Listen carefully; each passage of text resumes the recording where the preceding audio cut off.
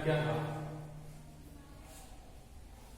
पिछले पार्ट में हम लोगों ने ध्वनि क्या है, ध्वनि किस प्रकार से माध्यम में संचरित होती है, इसके बारे में हम लोगों ने पढ़ा। ध्वनि की प्रकृति क्या है, ध्वनि एक ऊर्जा है और यह एक तरंग के रूप में संचरित होती है, जिसकी प्रकृति अनुदैर्घ्य तरंग है, इसके बारे में हम लोगों ने पढ़ा।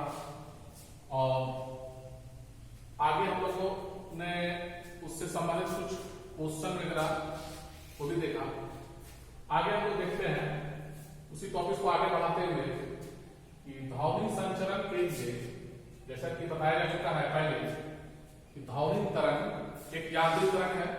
यांत्रिक तरंग वैसे तरंग को कहा जाता है कि जिसके संचरण के लिए माध्यम की आवश्यकता होती है। माध्यम यानी कोई भी मटेरियल, सॉलिड, लिक्विड, गैस की आवश्यकता होती है। तो ध्वनि संचरण के लिए माध्यम की आवश्यकता होती है। इस पर हम लोग एक एक्सपेरिमेंट करके हम लोग देख सकते हैं। एक्टिविटी है, ये हमारा एक कांच का बेल जार जिसको कहा जाता है, एक बर्तन है, उपकरण है, कांच है, उपकरण है, इसमें वायु के साथ भरी हुई बेल जार जिसको कहा जाता है। इसमें हम एक विद्युत घंटी जो होता है, जो इलेक्ट्रिक करंट से घंटी जो है वो बचती है, उसको इसमें हम फिट करेंगे कॉर्क के द्वारा। कॉर्क ढक्कन, उसका ढक्कन के द्वारा उसको एक घंटी को इसमें इंसर्ट करेंगे। इसका ये तार है, ये करंट का दो तार है, सर्किट है, इसमें स्विच है, ये आपका विद्युत घंटी है, ये आपका कॉर्क है। इस जार में, इस बेल जार में वायु मौजूद है। इसमें नीचे में एक पाइप का जो वहां पर जुड़ा हुआ है, जिसको कहा जाता है वैक्यूम ट्यूब निर्वात पंप। इसको घुमाने से अंदर की हवा को हम निकाल सकते हैं, कम कर सकते हैं, या पूरी तरह से हवा से वायु को हम निकाल सकते हैं। जब इसमें वायु रहती है तो सर्किट स्विच ऑन करने पर हम घंटी की आवाज आसानी से सुन सकते हैं। लेकिन जैसे ही आगे हम निर्वात पंप को जब हम चलाते हैं तो उससे वायु बाहर निकलना आरंभ हो जाती है, स्टार्ट हो जाता है।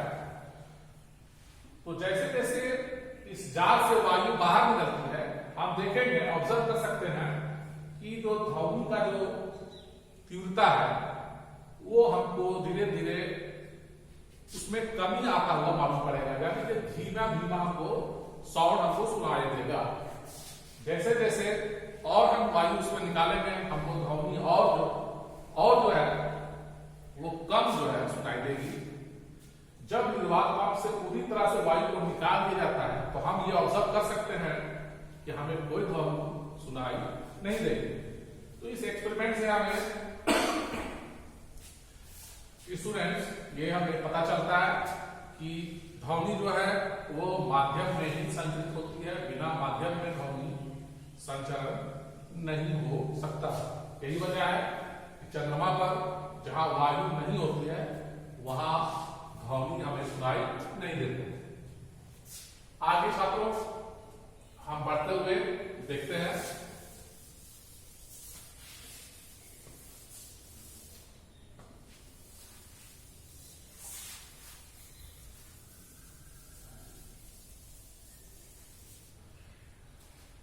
पिछले पार्ट में हम लोगों ने जाना कि ध्वनि एक तरंग है जो अनुदैर्घ्य तरंग के रूप में हमारे कानों तक पहुंचती है। अनुदैर्घ्य तरंग के बारे में हम लोगों ने पढ़ा, अनुप्रस्थ तरंग के बारे में हम लोगों ने पिछला पार्ट में हम लोगों ने पढ़ा। अनुदैर्घ्य तरंग में क्या होता है छात्रों, उसमें वायु में संपीड़न और विरलन का क्षेत्र उत्पन्न होता है। इस संपीड़न और विरलन के क्षेत्र के द्वारा ही जो है ध्वनि हमारे कानों तक पहुंचती है। तो ध्वनि तरंग में कुछ महत्वपूर्ण शब्दावली है, कुछ इंपॉर्टेंट टर्म्स है जिसको जानना हम लोग के लिए बहुत आवश्यक है, जरूरी है, उसको हम लोग पढ़ेंगे। ध्वनि तरंग से संबंधित महत्वपूर्ण पद, important terms related to sound wave. ध्वनि उत्पन्न करने के लिए सबसे पहले छात्रों हमें एक स्रोत चाहिए, सोर्स चाहिए। सोर्स के रूप में हमें एक speaker, loud speaker, music speaker हम ले सकते हैं। ये ध्वनि स्रोत होगा। इससे जो ध्वनि उत्पन्न होती है तो वायु में जिस प्रकार से वो आगे बढ़ेगी, तो हम लोगों ने पढ़ चुका कि किस तरह से आगे बढ़ेगी। वो संपीड़न और विरलन के क्षेत्र को बनाते हुए, संपीड़न जो क्षेत्र है छात्रों हम पढ़ चुके हैं, संपीड़न वह क्षेत्र है जहां वायु के जो कण हैं वो अधिक दूरी पर नहीं बल्कि कम दूरी पर होते हैं, यानी कि बहुत नजदीक होते हैं। यहाँ पर घनत्व ज्यादा होता है, यहाँ प्रेशर ज्यादा होता है, यानी कि संपीड़न वह क्षेत्र है जहां वायु दाब अधिक और घनत्व ज्यादा होता है। यानी कि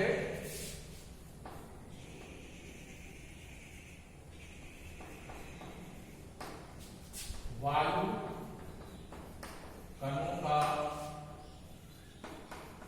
दाब तथा घनत्व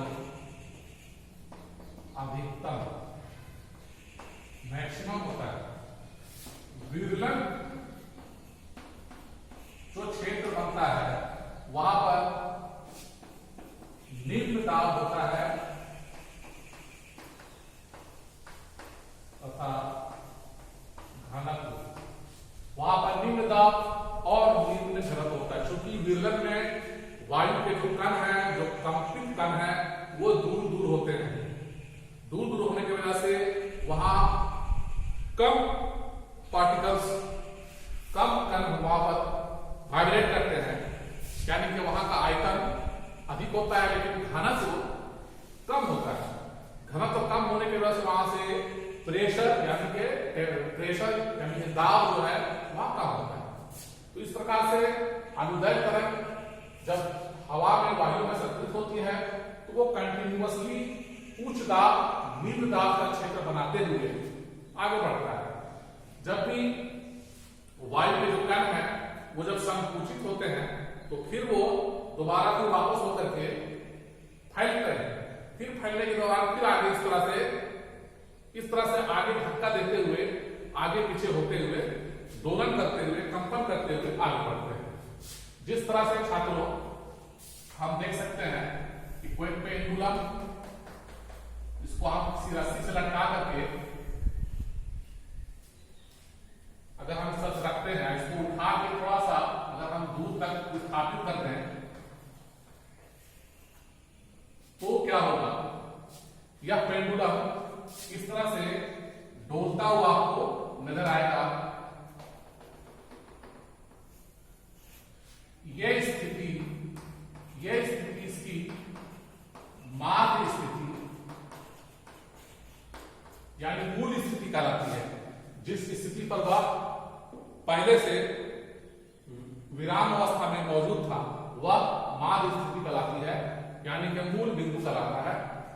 तो जैसे ही ये पेंडुलम बॉब, पेंडुलम है क्या मतलब, ये कोई बॉब है, कोई छोटा सा गेंद है हल्का, उसको हम किसी धागा से कनेक्ट करके हम यहां पर जोड़ करके लटका देते हैं।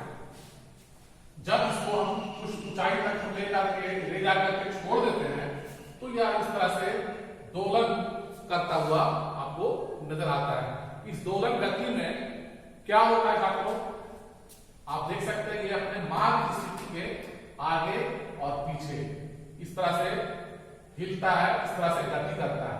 तो कंपन और दोलन एक ही चीज है। कंपन में भी कण जो है वो आगे पीछे इस तरह से हिलता है, गति करता है। दोलन में भी वो आगे पीछे इस तरह से गति करता है। तो उसी गति के कारण वायु में संपीड़न और विरलन का क्षेत्र बनता है। वायु के कण लचीला होने के कारण वो अपनी स्थिति, मार्ग स्थिति के आगे पीछे गति करता रहता है। इसको हम लोग इस तरह से भी दर्शा सकते हैं छात्रों, ये हमारा ध्वनि स्रोत स्पीकर है, ये वायु में जो बना संपीड़न और विलंब जो क्षेत्र है, सी से कंप्रेशन यानी संपीड़न, आर से रेरफेक्शन यानी विलंब, तो सी आर ये क्षेत्र आपका संपीड़न का क्षेत्र है, ये विलंब है, इस तरह से ये आगे बढ़ता है। इसको हम इस फॉर्म में भी हम लोग लिख सकते हैं छात्रों को समझने के लिए, ज्यादा आसान भाषा में थोड़ा हम लोग एक्सप्लेन करने के लिए आसान फिगर से हम इसको समझा सकते हैं। हम ध्वनि तरंग को इस प्रकार से भी लिख सकते हैं। यहां पर ये छात्रों ये ग्राफ है, ये एक्स एक्सिस, ये वाई एक्सिस, ये इसका मूल बिंदु है। इसमें कण का जो गति है, हम लोग इसको वाई एक्सिस में दिखा रहे हैं। वाई एक्सिस में कण का दाब या घनत्व को हम दिखा रहे हैं, यानी कि जब कण संकुचित होता है, जब संकुचित होता है, कॉम्प्रेस होता है, तो वहां प्रेशर अधिक होता है, और जब वह फैलता है तो वह दूर दूर जाता है, वहां प्रेशर कम हो जाता है। ध्यान रहे छात्रों, जितना उसका संकुचन होता है उतना ही उसका विवरण भी होता है, यानी कि कोई कण जितना नजदीक आता है, लचीला होने के कारण फिर वह वापस दूर हो जाता है। तो ये इसका पॉजिटिव वे में है, ये इसका नेगेटिव में है, यानी कणों का अधिकतम विस्थापन, ये हुआ कण का न्यूनतम विस्थापन नेगेटिव। तो अधिकतम विस्थापन ये पीछे हम दिखा रहे हैं, इसका डायरेक्शन अपोजिट डायरेक्शन में दिखा रहे हैं, यानी कि ये संकुचन हम दिखा रहे हैं और ये इसका दिखा रहे हैं विरलन। ये इसका कणों का नजदीक होना और ये कणों का दूर होना दिखा रहे हैं। इस प्रकार से हम लोग दिखा सकते हैं, जिस प्रकार से छात्रों हम लोग अनुप्रस्थ तरंग को हम लोगों ने दिखाया था एग्जाम्पल देकर के। शांत पानी में, तालाब में जो जल तरंग बनता है, वायु जल तरंग बनता है, वो इस तरह से ये ठीक इसी प्रकार से हम लोग तरंग को दिखा सकते हैं। अब इसमें कुछ इंपॉर्टेंट टर्म है छात्रों, उसको आपको जानना है। सबसे पहले है आवर्त काल। आवर्त काल क्या है? इसको टाइम पीरियड कहते हैं। आवर्त काल क्या है छात्रों? आवर्त काल ये है कि कोई भी कण ध्वनि तरंग में जो कण कंपन कर रहा है, उसका कंपन उसके अपनी मार्ग स्थिति के आगे और पीछे होता है। तो वो अपना जब एक चक्कर पूर्ण करता है, यानी कि एक साइकिल, एक दोलन या एक कंपन जब पूर्ण करता है, तो इसमें जो समय लगता है, यह समय उसका आवर्त काल कहलाता है। जैसे एग्जांपल के तौर पर हम लोग देख सकते हैं, ये पेंडुलम का जो ये बॉब है, ये यहां पर मार्ग स्थिति में है। अगर यहां से ये मूव करता है, यहां से यहां लगता है, फिर वहां से ये वापस आएगा, अब फिर यहां जाएगा, अब फिर यहां पर आएगा, तो यहां से यहां, यहां से यहां और यहां से फिर यहां आना। ये हुआ पूरा एक चक्र। ये पूरा एक चक्र कहलाया, यानी कि एक दोलन कहलाया, यानी कि एक कंपन कहलाया। ठीक उस तरह से जब कंपन होता है तो कण जो है अपनी मार्ग स्थिति में, ये विराम अवस्था में जितना आगे बढ़ता है, जो पीछे आता है, फिर आगे जाता है, इधर पीछे जाता है, फिर यहाँ वापस आता है, ये आपका एक चक्र कहलाता है, एक दोलन कहलाता है। तो ये आपका क्या कहलाता है?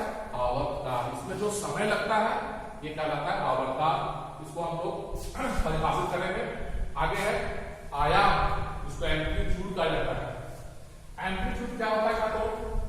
क्योंकि ध्वनि तरंग में विक्षोभ होता है, कंपन होता है, दोलन होता है कणों का। जो भी कण दोलन करती है वो अपनी मार्ग स्थिति के आगे और पीछे दोलन करती है।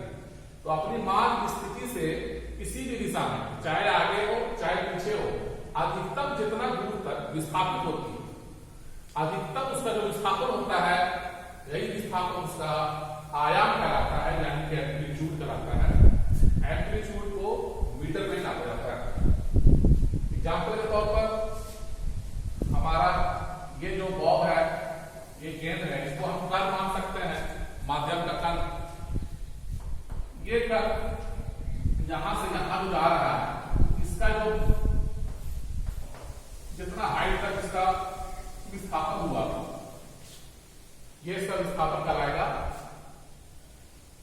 आया। ठीक उसी तरह से अनुप्रस्थ तरंगों में, जैसे जल तरंग जहां हम लोगों ने देखा है, उसमें कण क्या होते हैं कि सतह के ऊपर नीचे गति करता है, जिसको हम लोग रिंग और गर्भ हम लोग कहते हैं। ऊपर वाले को रिंग और नीचे वाले को गर्भ कहते हैं। तरंग का गति ये होता है, इस तरह से आगे बढ़ता है, लेकिन जो कण है वो आगे पीछे गति करता है। तो कण ये आपका सतह पानी का लेयर है, शांत पानी का लेयर, ये उसका हो गया मूल स्थिति, माध्य स्थिति। कण माध्य स्थिति के ऊपर मैक्सिमम जहां तक इसका मोशन होता है, मैक्सिमम जिसका उसका विस्थापन होता है, अधिकतम विस्थापन, यही कहलाता है इसका आयाम।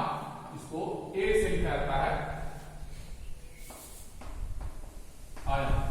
ठीक उसी प्रकार आप नीचे भी देख सकते हैं कि नीचे जाने में जितना अधिकतम उसका विस्थापन होगा, वही दूरी होगा, विस्थापन कहलाता है। अनुदैर्घ्य तरंगों में भौमिक तरंग के दौरान भी यही होता है सबको। भौमिक तरंग के दौरान भी कण तरंग की दिशा के आगे पीछे गति करता है। तो तरंग के दौरान, तरंग गति के दौरान जो माध्यम का कण है, अपनी माध्य स्थिति के आगे या पीछे उसका जो अधिकतम विस्थापन होगा, वही विस्थापन उसका आयाम कहलाता है। ये हम देख सकते हैं, ये आयाम हुआ, ये भी आपका आयाम है। अब आगे हम देखेंगे छात्रों तरंग दैर्घ्य। पहले इसको समझ लेते हैं कॉन्सेप्ट से, फिर आगे तक इसको हम लोग परिभाषित करते हुए लिखेंगे। तरंग दैर्घ्य क्या होता है? तरंग दैर्घ्य किसी भी भौमिक तरंग में दो संपीड़न या दो विदलन का बीच का दूरी कहलाता है तरंग दैर्घ्य। एक संपीड़न ये, इसका क्रमागत संपीड़न ये, यहां से यहां का बीच का डिस्टेंस लैम्डा, या दो विदलन, ये विदलन, इसका अगला विदलन ये, यहां से यहां तक का बीच का डिस्टेंस का जो कहलाता है, वो कहलाता है तरंग दैर्घ्य। तरंग दैर्घ्य को छात्रों हम लोग लैम्डा से लिखते हैं। लैम्डा ये ग्रीक वर्ड है, इसको लैम्डा से लिखा जाता है। आगे है आवृत्ति, फ्रीक्वेंसी। फ्रीक्वेंसी क्या होता है? फ्रीक्वेंसी होता है छात्रों जब विक्षोभ होता है भौमिक तरंग के द्वारा माध्यम में, तो कण का जो कंपन होता है, तो प्रति सेकंड जितना बार उसका दोलन होता है, यानी कि चक्रण होता है, कंपन होता है, प्रति सेकंड चक्करों की संख्या, प्रति सेकंड दोलनों की संख्या, प्रति सेकंड कंपनों की संख्या, उसी को कहा जाता है आवृत्ति, फ्रीक्वेंसी। इसका एसआई मात्रक हर्ट्ज होता है। हम लोग आगे इसको परिभाषित करेंगे।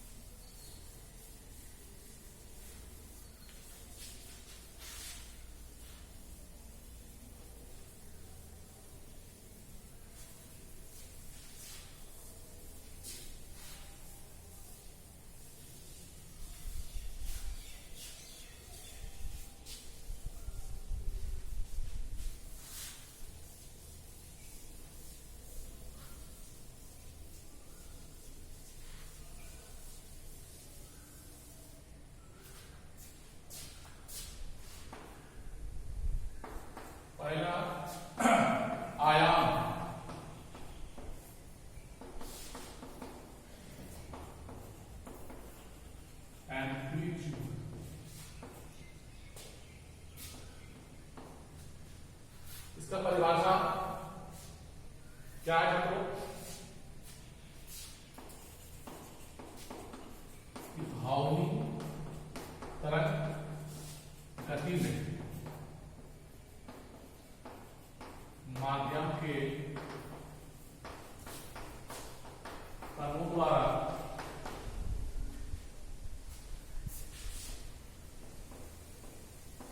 माध्य स्थिति के किसी ओर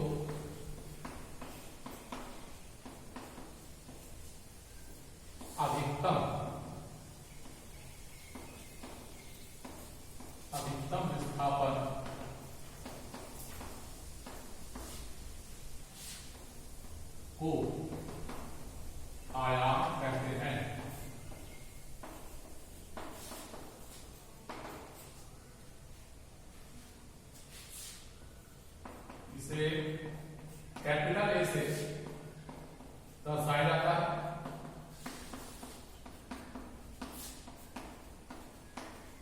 तथा इसका SI मात्रक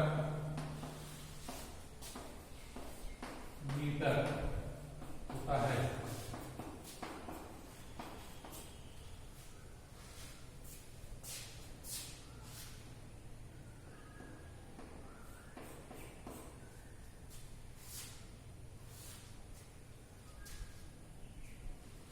दूसरा है छात्रों आवर्तता।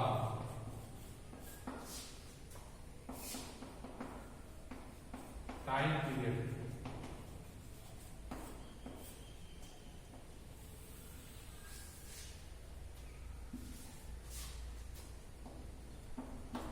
इसको आप परिभाषित कर सकते हैं कि माध्यम के कणों के द्वारा ध्वनि तरंग में माध्यम के कणों के द्वारा एक चक्र, एक दोलन या एक कंपन संपूर्ण एक चक्कर में, संपूर्ण एक दोलन में या संपूर्ण एक कंपन में जितना समय लगता है वह आवर्तकाल कहलाता है।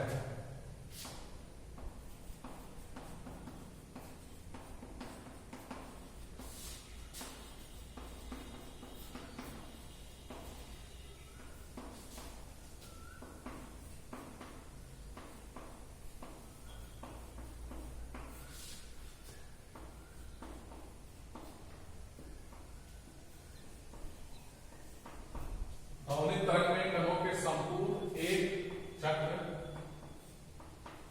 या दोलन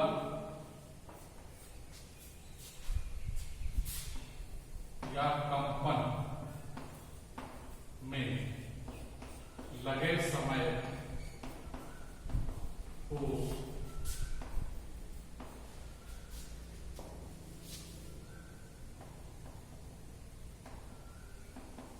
आवर्तता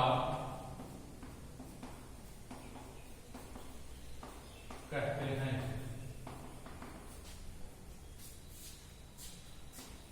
इसे कैपिटल P से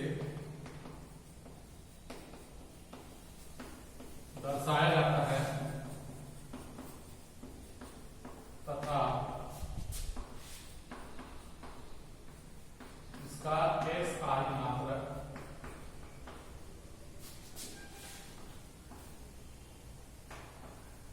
सेकंड होता है।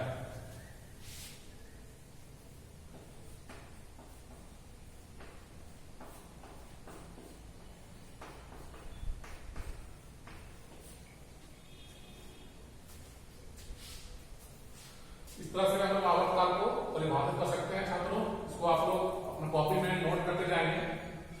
आगे देखेंगे अगला टर्म है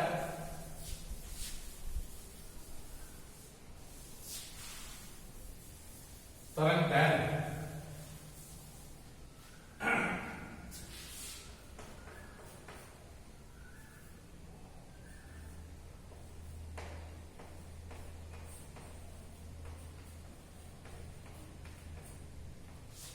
इसको वेवलेंथ कहते हैं छात्रों, वेवलेंथ।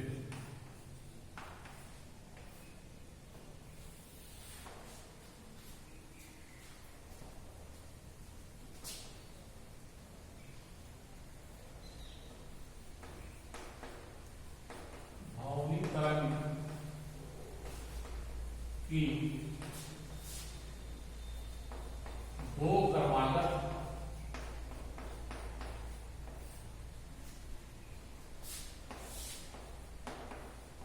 संपीड़नों अथवा विरलन के बीच की दूरी को तरंग दैर्घ्य कहा जाता है।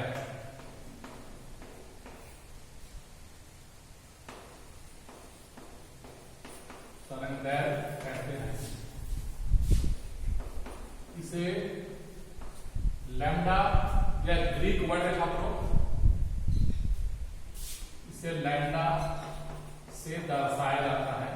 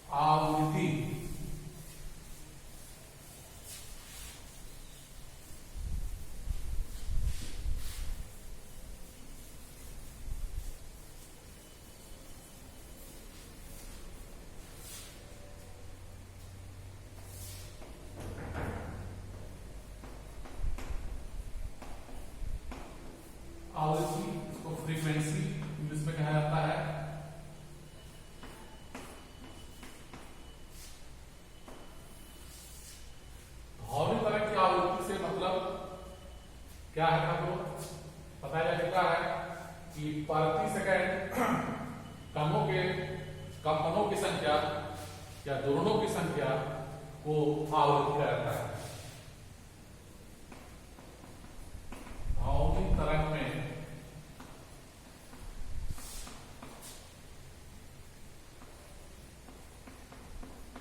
कणों के द्वारा प्रति सेकंड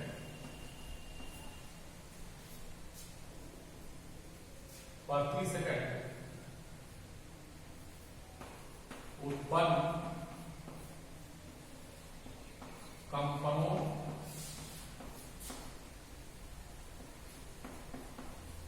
या दोलनों की संख्या को आवृत्ति कहा जाता है।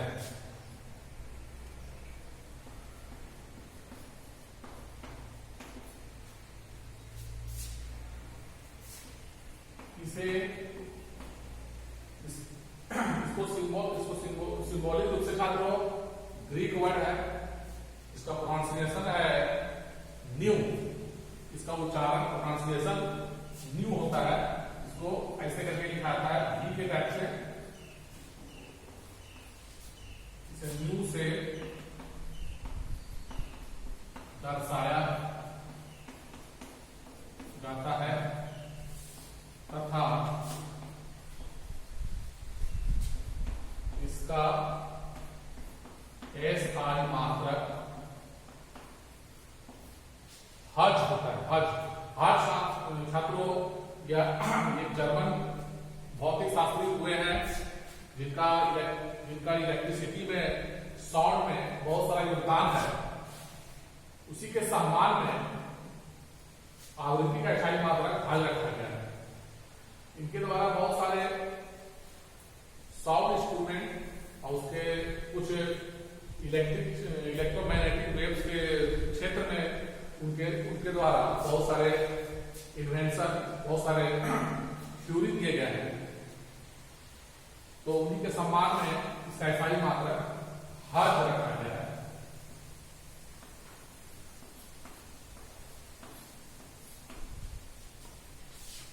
इसका सिंबल है HZ।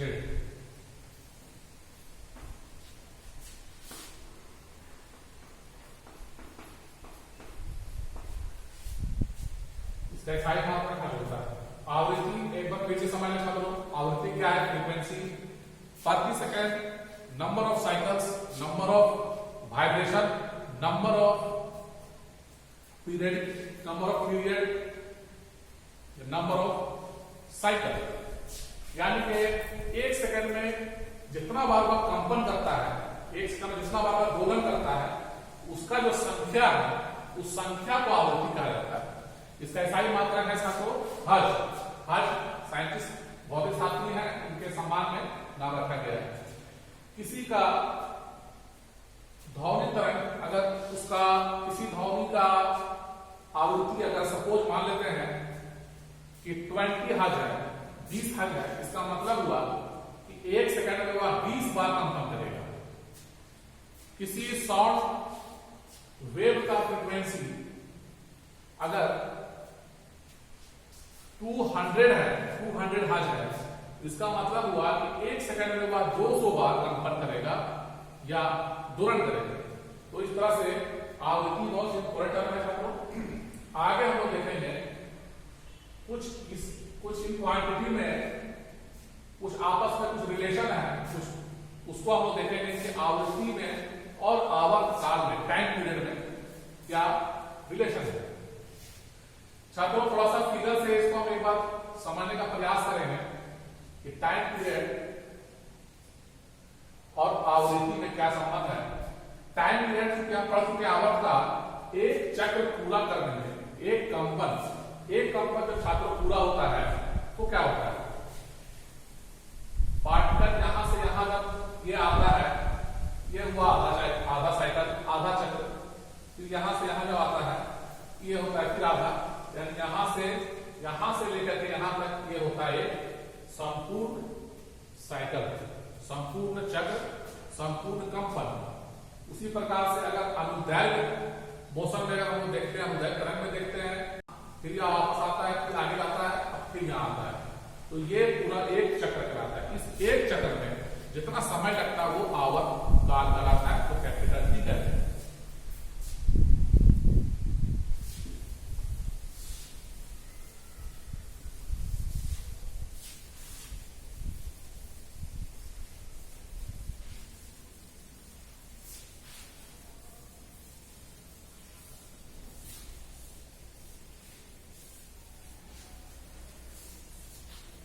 आगे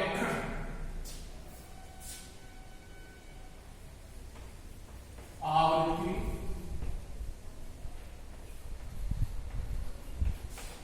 तथा आवर्त काल में संबंध।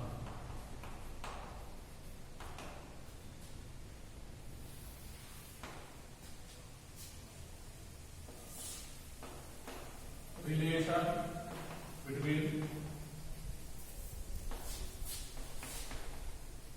time period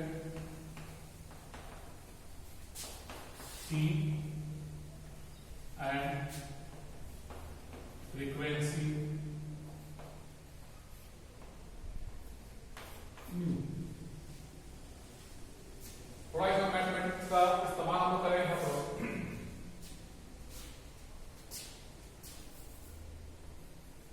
माना किसी भावनिक तरंग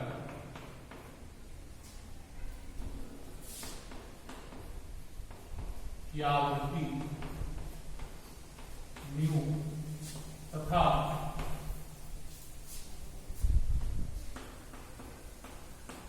आवर्त काल T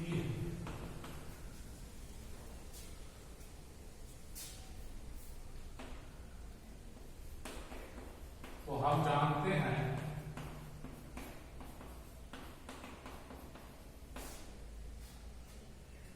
कि किसी कण का अगर आवर्तकाल T है, इसका मतलब हुआ कि T सेकंड में वह एक चक्र पूरा करेगा। सपोज छात्रों किसी धावनिक तरंग में आवर्तकाल अगर 2 सेकंड है, इसका यह मतलब हुआ कि 2 सेकंड में वह एक चक्र एक कंपन कंप्लीट करेगा, एक साइकिल पूरा करेगा। तो जब T सेकंड में अगर हम उल्टा उसको देखें कि T सेकंड में कंपनों की संख्या कितना है, तो एक, और चूंकि आवृत्ति है क्या, वो एक सेकंड में कितना कंपन होता है, कंपनों की संख्या है।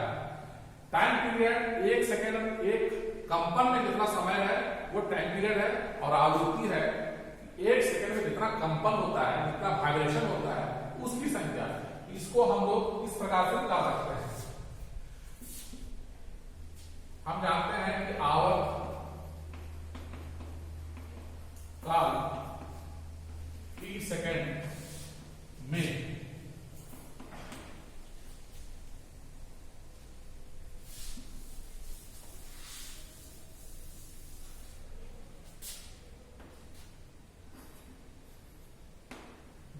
कंपनों या दोलनों की संख्या बराबर एक दोलन होगा। इसलिए एक सेकंड में कंपनों की दोलनों की संख्या क्या हो जाएगा, क्लियर है, डिवाइड हो जाएगा, यानी कि 1/t। तो एक सेकंड में जितना दोलनों की संख्या हुआ था वो 1/t, यही हमारा क्या कहलाता है, आवृत्ति। प्रति सेकंड जितना कंपन होता है, कंपनों की संख्या, वही हमारा आवृत्ति कहलाता है, यानी ये हमारा क्या हुआ, आवृत्ति हुआ। इसलिए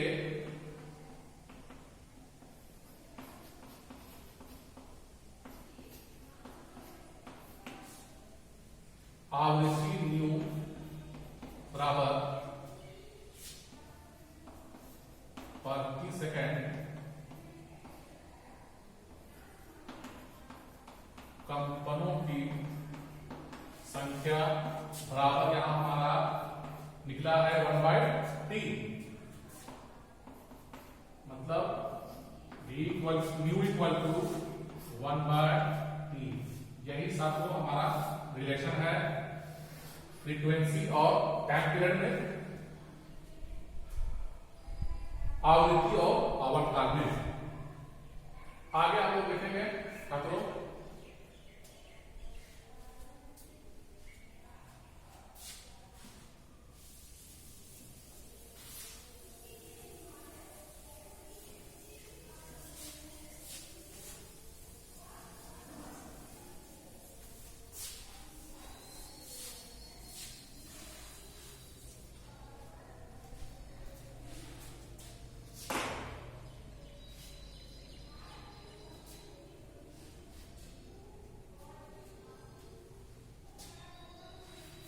अगला टर्म हमारा था वेग।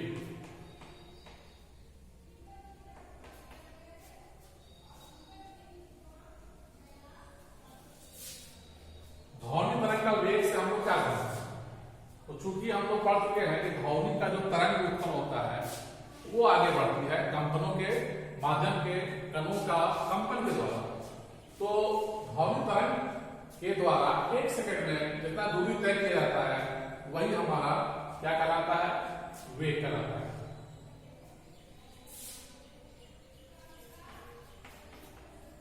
ध्वनि तरंग के द्वारा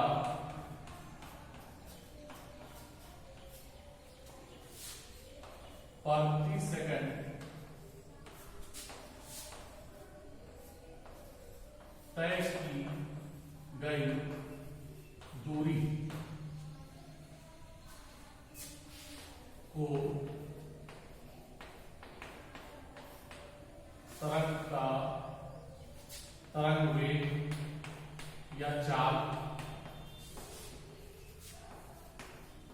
कहते हैं। इसे भी से दर्शाया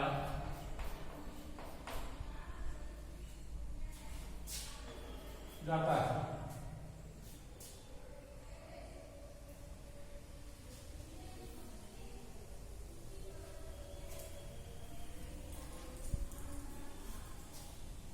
आगे फिर हम लोग देखेंगे छात्रों कि वेग और तरंग दैर्घ्य और टाइम पीरियड फ्रीक्वेंसी में एक रिलेशन होता है। इन लोग में भी इसमें भी एक रिलेशन होता है, उसको भी हम लोग आगे देखेंगे।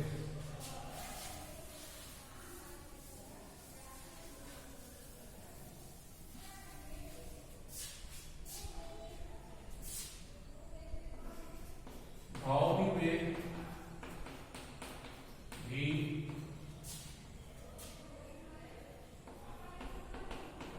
तरंग दैर्घ्य लैम्डा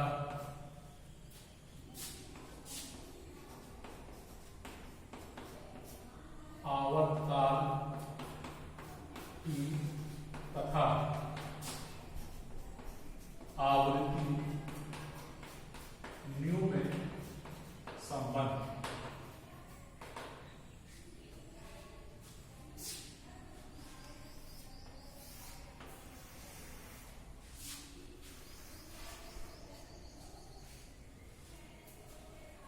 आगे छात्रों लोग देखते हैं फॉर्मूला को कैसे इसको निकालते हैं। क्योंकि हम लोग जानते हैं कि अगर आवर्तकाल T हो, एक आवर्तकाल में जो तरंग ध्वनि तरंग जितना दूरी तय करती है वो दूरी क्या होता है? तरंग दैर्घ्य होता है। जैसा हम लोग पहले बता चुके हैं कि ये हुआ आधा चक्र, ये हुआ पूरा चक्र। तरंग दैर्घ्य के बारे में बता चुके हैं। तो संपीड़न यानी उच्च दाब का क्षेत्र के बीच का दूरी या दो विलयन के बीच का दूरी, इसके अलावा हम लोग ये भी देख सकते हैं कि एक चक्र जब होता है तो उस एक चक्र में जो दूरी होता है वह भी तरंग दैर्घ्य ही होता है।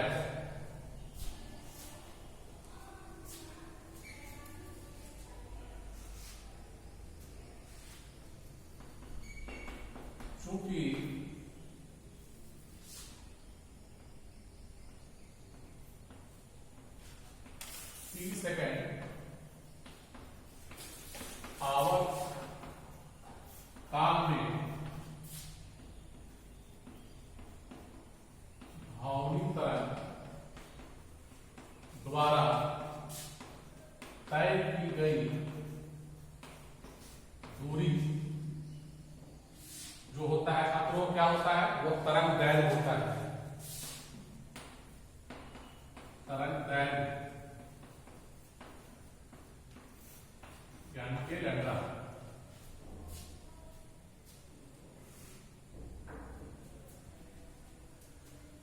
हम लोग इसको थोड़ा फिगर से अच्छा से हम लोग देख सकते हैं थोड़ा समझने के लिए कि अगर हम इसको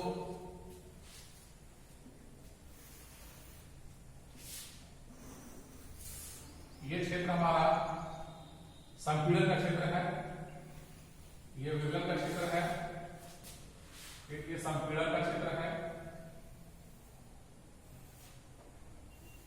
इस तरह से आगे हम लोगों ने पढ़ा कि दो क्रमागत संपीड़न के बीच का दूरी लैम्डा होता है, यानी कि तरंग दैर्घ्य होता है। दो संपीड़न या दो विवलन का बीच का दूरी लैम्डा होता है, यहां से ये दूरी लैम्डा होता है। अगर हम छात्रों इसको थोड़ा सा घसकाया, ये पोजीशन अगर यहां पर आता है यानी यहां पर, तो ये भी आपका पोजीशन यहां आएगा यानी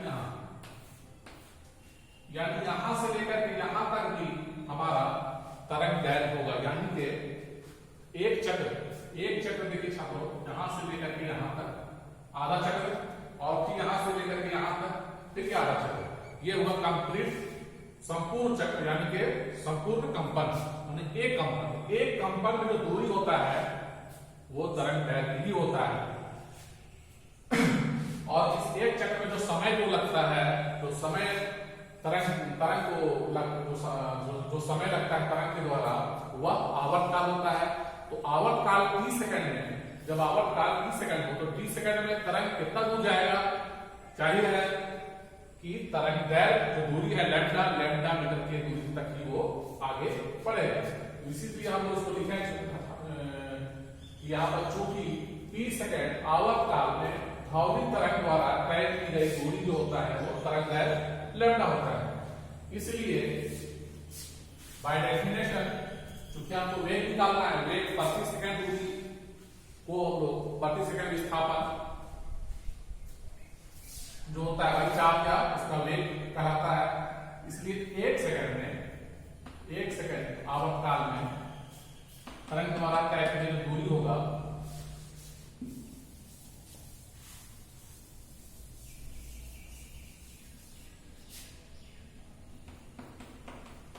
वो छात्रों होगा लैम्डा बाय टी, दूरी बाय समय। यही हमारा क्या हो गया? तरंग का ध्वनि का चार्ज।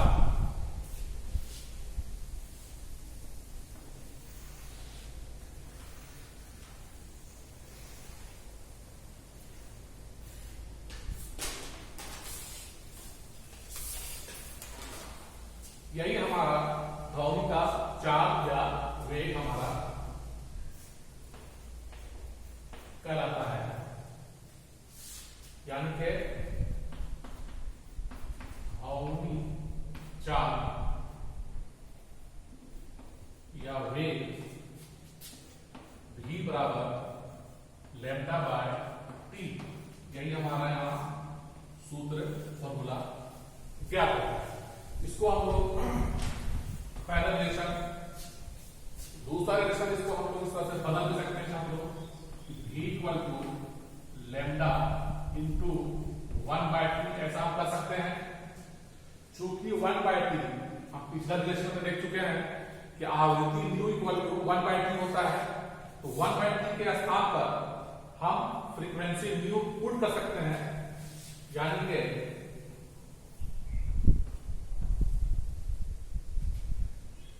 लैम्डा इंटू न्यू, जहां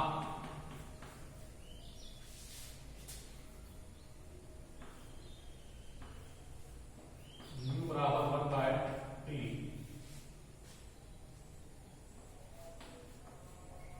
सूत्र से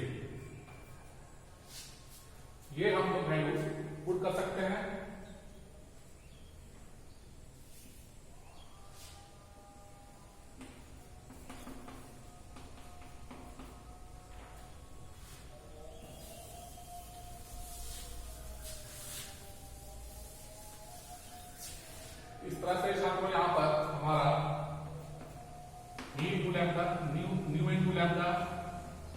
ये हमारा सूत्र हुआ, यानी v equal to nu lambda.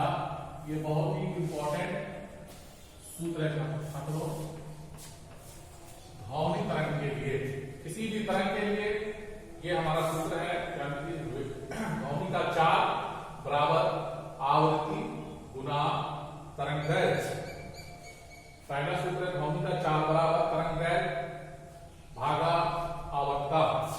इससे हम लोग को बहुत सारे क्वेश्चन है छात्रों, एनसीईआरटी बुक में बहुत सारे न्यूमेरिकल्स है, इसी फॉर्मूला के हेल्प से हम लोग को उसको सॉल्व करना है। हम लोग उसको आगे देखेंगे।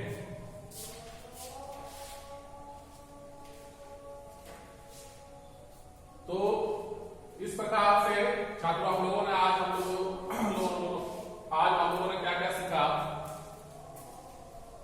ध्वनि तरंग क्या है, ध्वनि किस प्रकार संतुलित होती है, ध्वनि के संचरण के लिए माध्यम की आवश्यकता होती है, ध्वनि तरंग का प्रकार क्या है, ध्वनि के ध्वनि तरंग के कौन कौन से मुख्य इंपॉर्टेंट टर्म है, उसके बारे में पढ़ा हम लोगों ने, और उसमें कौन कौन सा संबंध है, क्या फॉर्मूला है, उसमें से क्या रिलेशन है। इस पर हम लोग कुछ क्वेश्चन हम लोग एक्सरसाइज होमवर्क के रूप में आप लोगों को बनाना है। आगे हम लोग उस पर कुछ क्वेश्चन देखते हैं।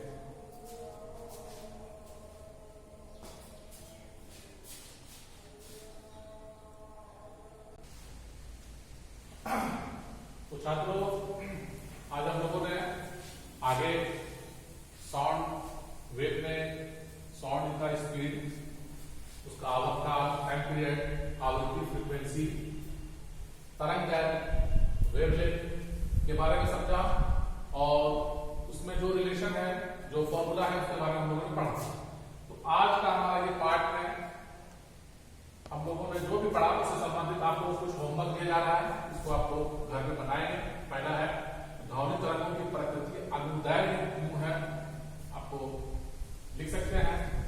किसी ध्वनि तरंग के तरंग दैर्घ्य, आवृत्ति, आवर्तता, आयाम से क्या मिल रहा है, मतलब उसका परिभाषा क्या है, इससे आप क्या समझते हैं, आपको बताया जा सकता है। किसी ध्वनि स्रोत की आवृत्ति 100 हर्ट्ज है, आवृत्ति ऐसा ही मतलब है 100 हर्ट्ज है, 1 मिनट में यह कितनी बार कंपन करेगी, इसको आप आंसर आप बना सकते हैं, सब लोग लिख सकते हैं। तो चूंकि आवृत्ति क्या है, प्रति सेकंड कंपनों की संख्या, यानी 1 सेकंड में जितना कंपन होता है वो आवृत्ति होता है। अगर आवृत्ति 100 हर्ट्ज है, इसका अर्थ हुआ 1 सेकंड में 100 बार कंपन करेगा।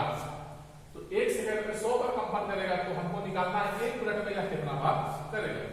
1 मिनट में चूंकि 60 सेकंड होते हैं, तो हम सीधा निकालेंगे कि आवृत्ति बराबर 100 हर्ट्ज है, मतलब 1 सेकंड में कंपनों की संख्या 100, इसलिए 60 सेकंड 1 मिनट यानी कि 60 सेकंड में कंपनों की संख्या, तो 60 से आपको मल्टीप्लाई कर देना है, तो ये आपका आंसर हो जाएगा। दूसरा क्वेश्चन है, किसी दिए हुए माध्यम में एक ध्वनि तरंग की आवृत्ति 220 हर्ट्ज आपको न्यू फ्रीक्वेंसी दे दिया गया है, तथा वेग 440 मीटर पर सेकंड यानी v आपको दे दिया गया है। तरंग का तरंग दैर्घ्य लैम्डा आपको क्या करना है, क्योंकि इसमें हम सूत्र का इस्तेमाल करेंगे। छात्रों क्या क्या दिया हुआ हमको, फ्रीक्वेंसी दे दिया गया है, v आपको दे दिया गया है, और लैम्डा आपको निकालना है। तो हम लोग जो सूत्र निकाल चुके हैं v equal to nu lambda, इसका हम इस्तेमाल करेंगे और वैल्यू बिठा करके उससे लैम्डा का मान हम लोग निकाल सकते हैं। जो भी न्यूमेरिकल्स है छात्रों, नेक्स्ट पार्ट में हम लोग कुछ न्यूमेरिकल और हम लोग पढ़ेंगे, 2-3 न्यूमेरिकल और पढ़ेंगे, और इसके आगे के जो भी भाग हैं ध्वनि क्षेत्र में हम लोग आगे पढ़ेंगे। तो बहुत बहुत धन्यवाद।